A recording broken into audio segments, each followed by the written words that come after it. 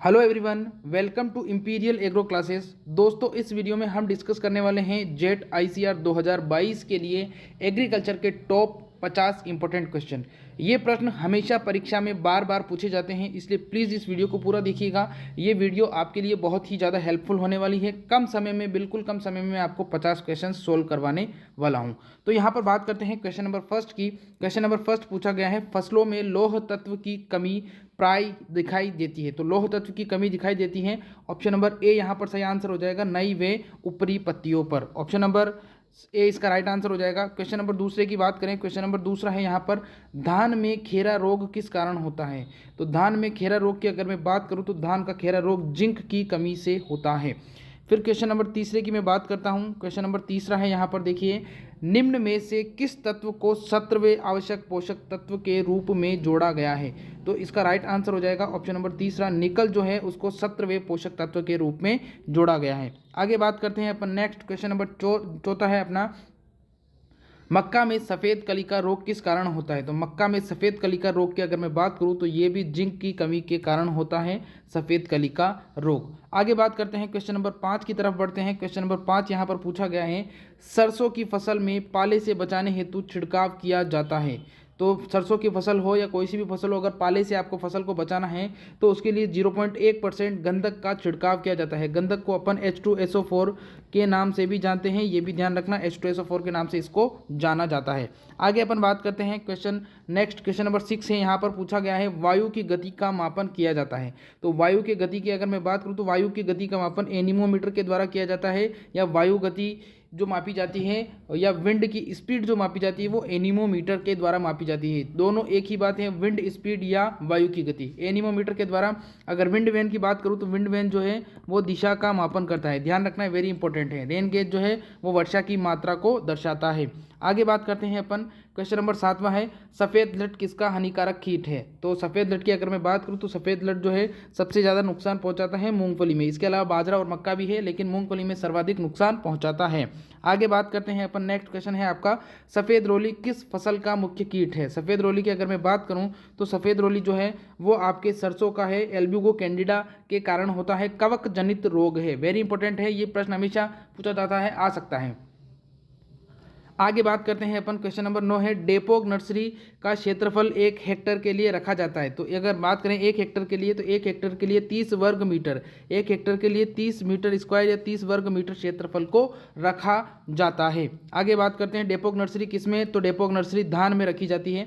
आगे बात करते हैं, फोइलिडी किस फसल का मुख्य रोग है। तो फोइलिडी की अगर मैं बात करूं तो फोइलिडी जो है वो आपके तिल का मुख्य रोग है, तिल के अंदर फोइलिडी रोग होता है।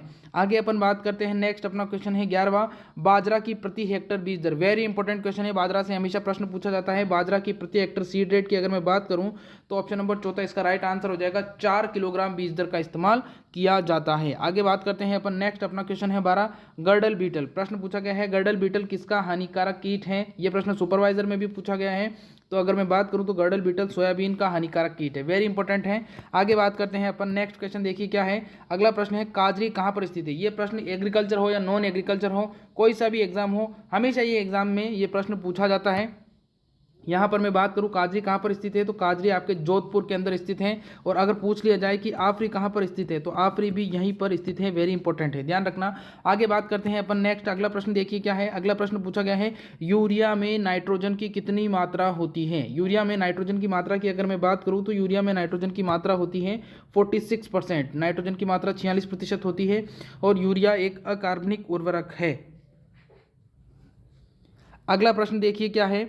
अगला प्रश्न यहाँ पर पूछा गया है कि सबसे अधिक वसा किस खाद्यान्न फसल में पाई जाती है। तो सबसे अधिक वसा की अगर मैं बात करूँ तो सबसे अधिक वसा जो है वो बाजरा के अंदर पाई जाती है, लगभग 5% तक इसके अंदर वसा पाई जाती है। ये प्रश्न AA के अंदर भी एक बार पूछा जा चुका है, तो थोड़ा सा समझना है आपको। आगे बात करते हैं अपन, अगला प्रश्न देखिए क्या है। अगला प्रश्न पूछा गया है, अनाजों की रानी किसको कहा जाता है। प्रश्न पूछा गया है कि अनाजों की रानी किसको कहा जाता है। अनाजों की रानी के संदर्भ में अगर मैं बताऊँ तो अनाजों की रानी आपके मक्का को कहा जाता है। अगर राजा की बात करें तो राजा जो है वो आपका गेहूं कहलाता है। ये प्रश्न पूछा जाता है। आगे बात करते हैं अपन, अगले प्रश्न की तरफ बढ़ते हैं। अगला प्रश्न देखिए क्या है, केमल क्रॉप। प्रश्न पूछा गया है केमल क्रॉप किस फसल को कहते हैं। तो केमल क्रॉप की अगर मैं बात करूं तो केमल क्रॉप आपके ज्वार को कहा जाता है। ऊंट फसल भी इसको बोल देते हैं, क्योंकि ये कम समय में भी अधिक समय तक उगी रह सकती है या कम पानी की आवश्यकता होती है। आगे बात करते हैं अपन, अगला प्रश्न देखिए क्या है। अगला प्रश्न पूछा गया है फसलों को सर्वाधिक नुकसान पहुंचाते हैं, फसलों को सर्वाधिक खरपतवार नुकसान पहुंचाते हैं, रोग कीट या कोई नहीं। तो यहाँ पर राइट आंसर की बात करूँ तो पहला इसका राइट आंसर हो जाएगा खरपतवार सर्वाधिक नुकसान पहुंचाते हैं। आगे बात करते हैं अपन नेक्स्ट, अगला क्वेश्चन देखिए क्या है। अगला प्रश्न पूछा गया है सबसे अधिक जल मांग किस फसल की होती है। तो अगर यहाँ पर बात करें सबसे अधिक जल मांग, तो सबसे अधिक जल मांग जो होती है वो गन्ना की फसल की होती है। अगर बात करें प्रतिदिन के हिसाब से, तो प्रतिदिन के हिसाब से अगर पूछा जाता है तो धान यहाँ पर राइट आंसर हो जाएगा, लेकिन यहाँ पर सामान्य पूछा गया है इसलिए सामान्य में गन्ना आपको देना, गन्ना का जवाब आपको देना है, क्योंकि गन्ना है लंबी फसल और जो धान है वो छोटी फसल है, लेकिन प्रतिदिन के हिसाब से गन्ने को ज़्यादा पानी की आवश्यकता होती है। ये कन्फ्यूज करने वाला प्रश्न है, इसलिए बार बार पूछा जाता है। आगे बात करते हैं अपन, अगला प्रश्न देखिए क्या है। गेहूं में बोनेपन के लिए उत्तरदायी जीन बताना है आपको। गेहूं में बोनेपन के लिए उत्तरदायी जीन, यहाँ पर अगर मैं बात करूं गेहूं में बोनेपन के लिए उत्तरदायी जीन, तो यहाँ पर आंसर हो जाएगा ऑप्शन नंबर ए, नोरिन 10 गेहूं में बोनेपन के लिए उत्तरदायी जीन माना जाता है। आगे बात करते हैं अपन, अगला प्रश्न देखिए क्या है। अगला प्रश्न है किसान किसकी उन्नत किस्म है। किसान अगर मैं बात करूँ तो किसान जो है वो मक्का की उन्नत किस्म मानी जाती है। अगले प्रश्न की तरफ बढ़ते हैं। अगला प्रश्न देखिए क्या है। अगला प्रश्न पूछा गया है गेहूं में पाई जाने वाली प्रोटीन का नाम बताना है। गेहूं में कौन सी प्रोटीन पाई जाती है, तो zein protein, gluten protein, hordein या ओरिजिन। यहाँ पर अगर राइट आंसर की मैं बात करूँ तो राइट आंसर हो जाएगा आपका ऑप्शन नंबर दूसरा, ग्लूटीन।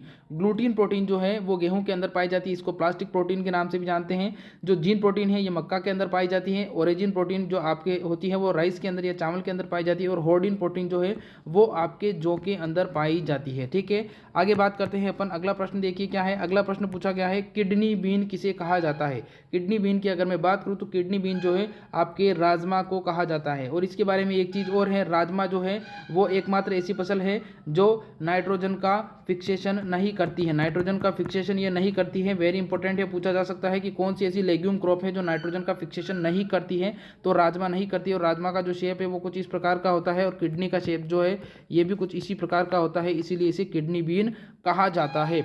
आगे बात करते हैं अपन, अगला प्रश्न देखिए क्या है। अगला प्रश्न है एकमात्र ऐसी फसल जिसमें तेल और रेशा दोनों ही प्राप्त होते हैं। आपको जवाब देना है जिसमें तेल और रेशा दोनों ही प्राप्त होते हैं। तो यहाँ पर अगर मैं बात करूँ तो इसका राइट आंसर क्या हो जाएगा, राइट आंसर हो जाएगा इसका ऑप्शन नंबर ए, अलसी जो है, अलसी से तेल भी प्राप्त होता है और अलसी से रेशा भी प्राप्त होता है। अलसी का जो रेशा होता है वो फ्लेक्स के नाम से जाना जाता है। आगे बात करते हैं अपन, देखिए ये सारे के सारे प्रश्न जो है वेरी इंपॉर्टेंट हैं। कम समय में आपको बिल्कुल 50 क्वेश्चन सॉल्व करवाऊंगा, और लगभग ये जो प्रश्न है ये सभी एग्जाम्स में पूछे जाते हैं, और जेट के लिए और आईसीआर के लिए वेरी इंपॉर्टेंट क्वेश्चन है। तो प्लीज़ इस क्लास को पूरा अटेंड करिएगा, कम समय में कंप्लीट हो जाएगी। आगे बात करते हैं अपन, आगे बात करते हैं केंद्रीय बारानी अनुसंधान संस्थान कहाँ पर स्थित है। तो यहाँ पर अगर बात करूँ केंद्रीय बारानी अनुसंधान संस्थान की, तो बारानी अनुसंधान संस्थान आपका हैदराबाद के अंदर स्थित है, वेरी इंपॉर्टेंट है। बारानी अनुसंधान संस्थान का ध्यान रखना। अगर जोधपुर की बात करें तो जोधपुर में केंद्रीय शुष्क क्षेत्र कृषि अनुसंधान संस्थान है, तो ये दोनों अलग अलग हैं, कंफ्यूज नहीं होना है। आगे बात करते हैं अपन, अगला प्रश्न देखिए क्या है। अगला प्रश्न पूछा गया है गोबर की खाद में नाइट्रोजन की मात्रा होती है। तो गोबर की खाद में अगर नाइट्रोजन की मात्रा की मैं बात करूँ तो 0.5% होती है। फास्फोरस की मात्रा की बात करूँ तो 0.25% होती है, और पोटास की मात्रा की बात करूँ तो ये भी 0.5% होती है। वेरी इंपॉर्टेंट है बेटा, गोबर की खाद में पोषक तत्वों की मात्रा आपको याद करके जानी है। आगे देखिए अगला प्रश्न क्या है। अगला प्रश्न पूछा गया है राजस्थान में प्रथम केवीके, प्रश्न पूछा गया है राजस्थान में प्रथम केवीके की स्थापना कब हुई। तो प्रथम केवीके की स्थापना की अगर मैं बात करूं तो प्रथम केवीके 1976 में फतेहपुर सीकर में खोला गया था, और भारत के अंदर अगर मैं बात करूं तो प्रथम केवीके 1974 के अंदर खोला गया था, और ये खोला गया था आपका पांडिचेरी के अंदर। ठीक है, पांडिचेरी तमिलनाडु के अंदर इसको खोला गया था। ठीक है, अभी वर्तमान में जो केवीके की संख्या है वो भी आपको याद करके जानी है। भारत के अंदर और राजस्थान, भारत के अंदर 721 और राजस्थान के अंदर लगभग 42 है। ठीक है, आगे बात करते हैं अपन, अगला प्रश्न देखिए क्या है। अगला प्रश्न पूछा गया है, वेरी इंपॉर्टेंट, बार बार पूछा जाता है, कृषि जलवायवीय खंड, राजस्थान को कितने कृषि जलवायवीय खंड में बांटा गया है? तो यहाँ पर बात करूँ तो इसका राइट आंसर हो जाएगा, राजस्थान को 10 जलवायु खंडों में बांटा है। अगर भारत के संदर्भ में अगर मैं बात करूँ तो भारत जो है, भारत को 15 जलवायवीय खंडों में बांटा है, जिसमें राजस्थान की अगर बात करें तो राजस्थान जो है वो आपके 14वें जलवायवीय खंड के अंदर आता है। आगे बात करते हैं अपन, अगला प्रश्न देखिए क्या है। अगला प्रश्न है, सरसों के तेल में कौन से खरपतवार के बीज मिलकर रोग उत्पन्न करते हैं? तो यहाँ पर अगर मैं बात करूँ सरसों के तेल में कौन से बीज मिल जाते हैं, सरसों के तेल में सत्यानाशी के बीज जब मिल जाते हैं तो ड्राप्सी नामक बीमारी को उत्पन्न करते हैं, ड्राप्सी नामक बीमारी को उत्पन्न करते हैं। आगे बात करते हैं, अगला प्रश्न देखिए क्या है। सारे के सारे इंपॉर्टेंट क्वेश्चन मिलेंगे आपको, निश्चिंत रहिए आप। अगला प्रश्न पूछा गया है, गंवार में गम या गोंद की मात्रा, गंवार में गम या गोंद की मात्रा की अगर मैं बात करूं तो 33% के समथिंग पाई जाती है।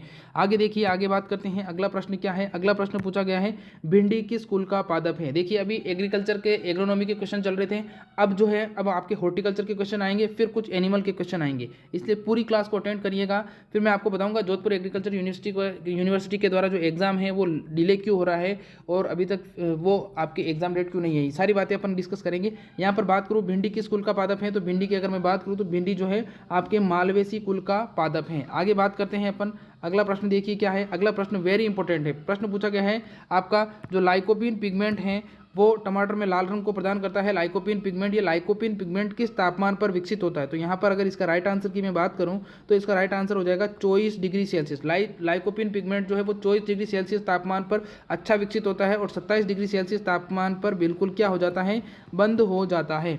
आगे अपन बात करते हैं, देखिए अगला प्रश्न पूछा गया है, वर्षाकालीन भिंडी की बीज दर। ये प्रश्न भी बहुत बार पूछा गया है, वर्षाकालीन और ग्रीष्मकालीन दोनों ही घुमा घुमा के पूछे जाते हैं। तो यहाँ पर अपन बात करें वर्षाकालीन भिंडी की बीज दर, तो वर्षाकालीन भिंडी की बीज दर होती है 10 से 12 किलोग्राम। और अगर आपसे पूछा जाता है ग्रीष्मकालीन, तो ग्रीष्मकालीन भिंडी की बीज दर जो होती है वो होती है 18 से 20 किलोग्राम। आप निश्चिंत रहिए, इसकी PDF भी आपको प्रोवाइड करवा दी जाएगी टेलीग्राम चैनल पर, इंपीरियल एग्रो क्लासेस के नाम से है, वहाँ पर आप टेलीग्राम चैनल को ज्वाइन कर लीजिएगा, लिंक मैं डिस्क्रिप्शन में दे दूंगा। आगे बात करते हैं अपन, अगला प्रश्न देखिए क्या है। अगला प्रश्न यहाँ पर पूछा गया है, कद्दू वर्गीय सब्जियां। प्रश्न पूछा गया है, कद्दू वर्गीय सब्जियों के फल का प्रकार होता है। तो कद्दू वर्गीय सब्जियां जो होती हैं उनके फल का प्रकार होता है पेपो। कद्दू वर्गीय सब्जियों का प्रकार, फल का प्रकार पेपो होता है। और जो सोलेनेसी होती है, सोलेनेसी कुल की जो सब्जियां होती है उनके फल का प्रकार बेरी होता है। ठीक है, ये ध्यान रखना। हालांकि पोम होता है, पोम जो है वो एप्पल जो है उनका फल का प्रकार पोम है, सिलिको आपके गोभी वर्गीय हो जाएगा। आगे बात करते हैं अपन, अगला प्रश्न देखिए क्या है। अगला प्रश्न वेरी इंपॉर्टेंट है, बार बार पूछा जाता है, कभी लाल रंग पूछ लिया जाता है, कभी चरपराहट पूछ ली जाती है। तो मिर्च के लाल रंग की अगर मैं बात करूं तो मिर्च का जो लाल रंग है वो होता है आपका कैप्सेथीन के कारण, लाल रंग कैप्सेथीन के कारण होता है। और जो चरपराहट की बात करूं, चरपराहट या तीखापन, चरपराहट या तीखापन जो है वो कैप्सेसीन के कारण होता है। ठीक है, आगे अपन बात करते हैं, अगला प्रश्न देखिए क्या है। अगला प्रश्न है आपका वेरी इंपॉर्टेंट है, ये भी बार बार पूछा जाता है, फूल गोभी में बटनिंग नामक कायिक विकार। क्योंकि बटनिंग और ब्राउनिंग में बच्चा कंफ्यूज होता है, बटनिंग और ब्राउनिंग में कंफ्यूज हो जाता है बच्चा, इसीलिए आपको ध्यान रखना है। बटनिंग की अगर मैं बात करूँ तो बटनिंग नाइट्रोजन की कमी से होता है। और अगर ब्राउनिंग की बात करूँ तो ब्राउनिंग जो है वो आपके किसकी कमी से होता है, ब्राउनिंग बोरोन की कमी से होता है। आगे बात करते हैं अपन, अगला प्रश्न देखिए क्या है। अगला प्रश्न पूछा गया है, प्याज में चरपराहट, ये भी वेरी इंपॉर्टेंट है। प्याज में चरपराहट किस कारण होती है? तो प्याज में चरपराहट की अगर मैं बात करूं तो एलिल प्रोपिल डाइसल्फाइड। ठीक है, एलाइल प्रोपाइल डाइसल्फाइड कह दो या एलिल प्रोपिल डाइसल्फाइड कह दो, एक ही बात है। अगर पूछ ले कि लहसुन के अंदर किसके कारण होती है, तो लहसुन के अंदर होता है आपका डाई एलाइल डाइसल्फाइड। ठीक है, तो लहसुन में डाई एलाइल डाइसल्फाइड हो जाएगा और प्याज में हो जाएगा एलाइल प्रोपाइल डाइसल्फाइड। प्याज की मंडी की अगर मैं बात करूं तो ध्यान रखना, सबसे ज़्यादा राजस्थान में उत्पादन अलवर में होता है और मंडी भी अलवर के अंदर स्थित है। आगे बात करते हैं अपन, अगला प्रश्न है, आम की बीज रहित किस्म है। तो आम की बीज रहित किस्म की अगर मैं बात करूं तो बीज रहित किस्म जो है इसकी कहलाती है सिंधु। सबसे मीठी किस्म की बात करूं तो चौसा सबसे मीठी किस्म कहलाती है। जेवियर जो है उसमें TSS सर्वाधिक होता है।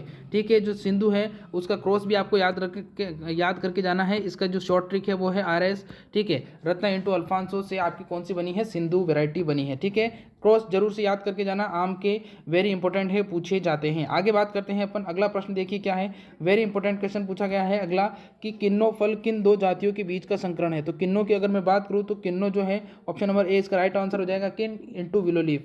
King orange into willow leaf mandarin जो है इन दोनों के संकरण से किन्नो को बनाया था। HB फ्रॉस्ट नामक वैज्ञानिक ने कैलिफोर्निया के अंदर बनाया था। अगर मैं यहाँ पर एक रोचक तथ्य की बात करूँ तो किन्नो जो है सबसे पहले पाकिस्तान में आया था और पाकिस्तान के बाद में फिर भारत में इस फल का आगमन हुआ था। ये एक मैन मेड फ्रूट कहलाता है, जैसे आपकी स्ट्रॉबेरी भी मैन मेड फ्रूट कहलाती है। आगे अपन बात करते हैं, अगला प्रश्न पूछा गया है बेर। बेर का भी सवाल पूछा जाता है। बेर के फल वृक्ष में प्रूनिंग का उत्तम समय, तो बेर के फल वृक्षों में जब प्रूनिंग की जाती है या काट छाट की जाती है तो उसका उत्तम समय जो माना जाता है वो अप्रैल माना जाता है। हालांकि कुछ किताबों में आपको अप्रैल और कुछ किताबों में आपको मई मिलेगा, तो या तो ऑप्शन में अप्रैल आएगा या मई आएगा। तो अप्रैल आता है तो अप्रैल पे क्लिक करना है, अगर मई आता है तो मई पे क्लिक करना है। मिड अप्रैल से मिड मई भी राइट आंसर माना जाता है। आगे अपन बात करते हैं, अगला प्रश्न देखिए क्या है। अगला प्रश्न यहाँ पर पूछा गया है आम के व्यावसायिक प्रवर्धन की विधि। आम के व्यावसायिक प्रवर्धन की विधि की अगर मैं बात करूँ तो व्यावसायिक प्रवर्धन की विधि मानी जाती है विनियर ग्राफ्टिंग। विनियर ग्राफ्टिंग व्यावसायिक प्रवर्धन की विधि मानी जाती है। ये आपको ध्यान रखना है। सॉफ्टवुड ग्राफ्टिंग का आपके हो जाएगी उसके अंदर अंगूर के अंदर गुट्टी हो जाएगी, आपके नींबू वर्गीय के अंदर कलम हो जाएगी, आपके अनार के अंदर। आगे बात करते हैं, अभी हाल ही के अंदर जो आपका जेट 2022 हुआ था उसके अंदर पूछा था अनार का। अनार के अंदर प्रवर्धन किसके द्वारा होता है, तो अनार के अंदर प्रवर्धन कलम के द्वारा होता है। आगे अपन बात करते हैं, अगला प्रश्न देखिए क्या है। अगला प्रश्न पूछा गया है कि डायमंड बेक मोथ, इसको शॉर्ट में अपन बोलते हैं DBM, डायमंड बेक मोथ किस सब्जी का मुख्य कीट है। तो यहाँ पर अगर मैं बात करूँ डायमंड बेक मोथ की तो ये गोभी वर्गीय के अंदर लगता है और गोभी वर्गीय में भी पत्ता गोभी के अंदर सर्वाधिक लगता है। ध्यान रखना, पत्ता गोभी में सर्वाधिक लगता है। अगर मैं टमाटर की बात करूँ तो टमाटर और बैंगन दोनों के अंदर लगता है हार्डा बीटल, और इस हार्डा बीटल को अपन AP लेखना बीटल के नाम से भी जानते हैं। AP लेखना बीटल के नाम से भी इसे जाना जाता है। अगला प्रश्न देखिए क्या है। अगला प्रश्न है आपका मुर्गियों में, अब देखिए एनिमल के क्वेश्चन आ चुके हैं। रानीखेत बीमारी किस कारण होती है। मुर्गियों में रानीखेत की अगर मैं बात करूं तो मुर्गियों में रानीखेत जो बीमारी है वो आपके विषाणु या वायरस के द्वारा होती है, और रानीखेत बीमारी जो है वो न्यू कैसल में खोजी गई थी, इसलिए इसे न्यू कैसल बीमारी के नाम से भी जाना जाता है। आगे देखिए अगला प्रश्न क्या है। अगला प्रश्न है जलेबी के आकार के सींग। यहाँ पर पूछा गया है जलेबी के आकार के सींग किस भैंस के होते हैं, तो जलेबी के आकार के सींग आपके किसके होते हैं, मुर्रा के होते हैं। हालांकि अपनी जो राष्ट्रीय मिठाई है, राष्ट्रीय मिठाई भी अपनी जलेबी है, ध्यान रखना। हालांकि इस प्रकार के प्रश्न नहीं पूछे जाते हैं, लेकिन आपको थोड़ा सा नॉलेज होना चाहिए कि राष्ट्रीय मिठाई कौन सी है, जलेबी है। राष्ट्रीय अचार का प्रश्न जरूर एक बार पूछा गया था, तो राष्ट्रीय अचार की अगर मैं बात करूं तो राष्ट्रीय अचार आपका नींबू का है। बच्चे इसमें आम करके आए थे, लेकिन राष्ट्रीय अचार की अगर मैं बात करूं तो राष्ट्रीय अचार आपका जो है वो नींबू का है, आम का नहीं है। आगे अपन बात करते हैं, अगला प्रश्न देखिए क्या है। अगला प्रश्न है आपका मुर्रा इंटू सूरती। प्रश्न बहुत ही लाजवाब है। प्रश्न पूछा गया है मुर्रा इंटू सूरती के संकरण से तैयार नस्ल है, तो मुर्रा इंटू सूरती के संकरण से तैयार नस्ल जो मानी जाती है वो मानी जाती है महसाणा। कौन सी मानी जाती है, महसाणा मानी जाती है। महसाणा नाम का एक जिला भी है, जो जिला की अगर मैं बात करूं तो जिला कहां पर है, गुजरात के अंदर है, ध्यान रखना। आगे बात करते हैं अपन, अगला प्रश्न देखिए क्या है। अगला प्रश्न क्वेश्चन नंबर 46 है, किस नस्ल की बकरियां एक वर्ष में एक साथ 2 बच्चों को जन्म देती है। तो यहाँ पर अगर मैं इसके राइट आंसर की बात करूँ तो इसका राइट आंसर हो जाएगा ऑप्शन नंबर दूसरा, बारबरी। बारबरी जो है ये एक वर्ष में एक साथ 2 बच्चों को जन्म देती है। ये प्रश्न भी आपके AS 2021 के अंदर पूछा गया था कि बारबरी नस्ल का उत्पत्ति स्थान कहाँ पर है। तो बारबरी नस्ल का उत्पत्ति स्थान वैसे तो अफ्रीका माना जाता है, लेकिन ये भारतीय मूल की नस्ल है, ठीक है, इसलिए इसको देसी नस्लों में गिना जाता है। आगे अपन बात करते हैं, अगला देखिए क्या है। अगला प्रश्न यहाँ पर पूछा गया है दूध का आपेक्षिक घनत्व किसके द्वारा ज्ञात किया जाता है। तो दूध का आपेक्षिक घनत्व की अगर मैं बात करूँ तो आपेक्षिक घनत्व लैक्टोमीटर के द्वारा ज्ञात किया जाता है, और अगर वसा की मैं बात करूँ तो वसा जो ज्ञात की जाती है वो ब्यूटायरोमीटर के द्वारा ज्ञात की जाती है। आगे अपन बात करते हैं, अगला प्रश्न देखिए क्या है। अगला प्रश्न है आप सबसे अच्छा साइलेज और है दोनों ही चारे को संरक्षित करने के प्रकार हैं। यहाँ पर अगर बात करें सबसे अच्छा साइलेज, तो साइलेज जो सबसे अच्छा बनाया जाता है वो मक्का का बनाया जाता है। और अगर पूछ ले है सबसे अच्छा किसका बनाया जाता है, तो है जो है वो आपके बरसीम का बनाया जाता है। अगर पूछ ले है और साइलेज ऐसी कौन सी फसल है जिससे है और साइलेज दोनों ही बनाए जा सकते हैं, तो जो आपके जई है उससे है और साइलेज दोनों ही बनाए जा सकते हैं। आगे देखिए अगला प्रश्न क्या है। अगला प्रश्न है राजस्थान की मेरिनो किस भेड़ को बोला जाता है। तो राजस्थान की मेरिनो, ये प्रश्न भी इस बार पूछा गया था AS 2021 के अंदर। यहाँ पर अगर बात करूँ तो इसका राइट आंसर हो जाएगा चोखला। चोखला जो है इसको राजस्थान की मेरिनो के नाम से भी जाना जाता है, और इसको अपन छापर के नाम से भी जानते हैं। इसको अपन छापर या इसको अपन शेखावटी के नाम से भी जानते हैं। शेखावटी इसको इसलिए बोला जाता है क्योंकि ये शेखावटी सीकर चिरू झुंझुनू में पाई जाती है, इसलिए इसको शेखावटी भेड़ के नाम से भी जाना जाता है। इसकी ऊन जो होती है वो मेरिनो की जो ऊन होती है मुलायम वैसी ऊन होती है, इसलिए इसको अपन राजस्थान की मेरिनो कहते हैं। आगे अपन बात करते हैं, अगला देखिए क्या है। अगला प्रश्न है नेशनल डेयरी रिसर्च इंस्टीट्यूट, यानी कि यहाँ पर पूछा गया है NDRI, national dairy research institute की बात करूँ तो ये आपके कहाँ पर है, करनाल हरियाणा में। और आनंद गुजरात में क्या है, आनंद गुजरात में है NDDB, national dairy development board है। ये डेवलपमेंट बोर्ड है, इसकी स्थापना 1962 में हुई थी, ध्यान रखना। और NDRI जो है ये आपके कहाँ पर है, ये आपके करनाल के अंदर है, और इसकी स्थापना 1923 के अंदर हुई थी। वेरी इंपॉर्टेंट है, ध्यान रखना बेटा, इसी प्रकार के इंपॉर्टेंट क्वेश्चंस आपसे पूछे जाते हैं। तो ये कुछ इंपॉर्टेंट क्वेश्चन थे जो आपको अच्छे लगे होंगे। और अब मैं आपको बता देता हूँ कि जेट की जो एग्ज़ाम डेट है वो अभी तक नहीं आई है, क्योंकि एग्ज़ाम डेट पहले उन्होंने डाल दी थी लेकिन अभी तक फॉर्म स्टार्ट नहीं हुए। तो जैसे ही कोई नोटिफिकेशन आएगा बिल्कुल मैं आपको इसका जानकारी चैनल के माध्यम से दे दूंगा। और ये जो क्वेश्चन है ये आपको अच्छे लगे होंगे। यहाँ पर मैंने जो थंबनेल था, थंबनेल के अंदर मैंने कुछ क्वेश्चन डाले हुए थे, जिसके अंदर क्वेश्चन नंबर फर्स्ट था आपका कि हालिया जो जोधपुर यूनिवर्सिटी है उसके द्वारा कौन सा गांव गोद लिया गया है। तो यहाँ पर अगर बात करें तो एक लूणी नाम से एक गांव है। यहाँ पर मैं बता देता हूँ आपको, लूणी नाम से एक गांव है। लूणी नाम के जो गांव है उसको अभी हाल ही में गोद लिया गया है। हालांकि इसके अलावा 2 और क्वेश्चन भी थे, अगर आप कमेंट करोगे तो बिल्कुल मैं उनका आंसर भी दे दूंगा। तो उम्मीद करता हूँ ये जानकारी, ये वीडियो अच्छा लगा होगा। और ऐसे और अगर वीडियोज़ आपको चाहिए तो प्लीज़ कमेंट करके ज़रूर बताना, मैं और आपके लिए बना दूंगा, टॉपिक वाइज भी बना दूंगा। तो आज के लिए बस इतना ही। Thank you.